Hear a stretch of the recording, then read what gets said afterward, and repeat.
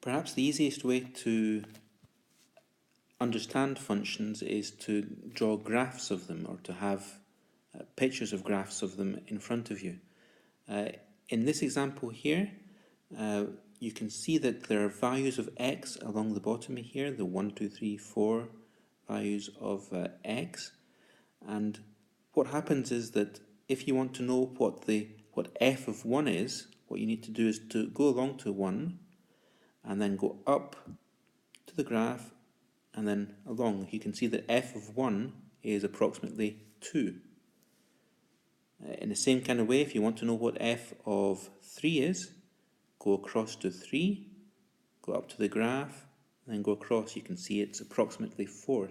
So f of 3 is approximately equal to 4. It's the y-coordinate of this point. The y-coordinate of this point is whatever f of 3 is. Now, if you want to draw a graph of a function, what you've got to do is take some set of x values, the domain. Now, these values that we have here are more or less random values, but you can see that they go at least from 0 across to 5, so at least from 0 across to 5 here. And what's happened in this function is we try to do f of x is equal to the square root of x, so we try to do the square root of -2, square root of -1, square root of 0, and so on. Well, I'll try to do the square root of 4. It's quite an easy one. Square root of 4 is 2. I also know the square root of 1. That's 1. I know the square root of 0 is 0. The other ones, for example, the square root of 2, you'd have to do on a calculator. It's approximately 1.41. For 3, it's 1.73 approximately. The square root of 5, approximately 2.24. When you try to do square root of -1 on a calculator, what you'll get is some kind of error message, because we can't get the square root of -1.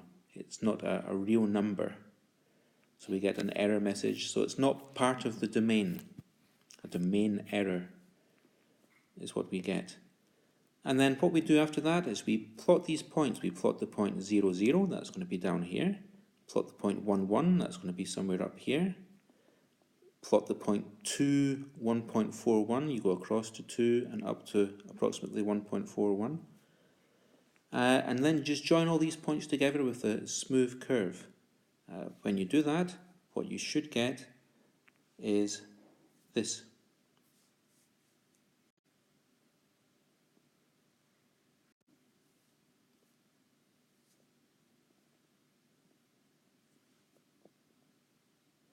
In this example, we have the absolute value function, absolute value of x, which if you have a positive value of x, it just keeps the same value, and if you have a negative value of x, it makes it positive. So if your value of x is -3, f of -3 is 3. If it's -2, it's 2. If it's -1, it's 1. If it's 0, -0 is just 0. The absolute value of 1 is 1.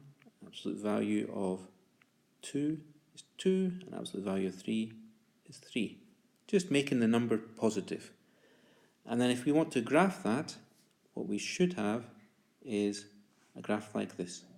You can see the various points there. You've got the point 1, 1 is right here. 2, 2 is right here. -2, 2 is right here. -3, 3 is over here.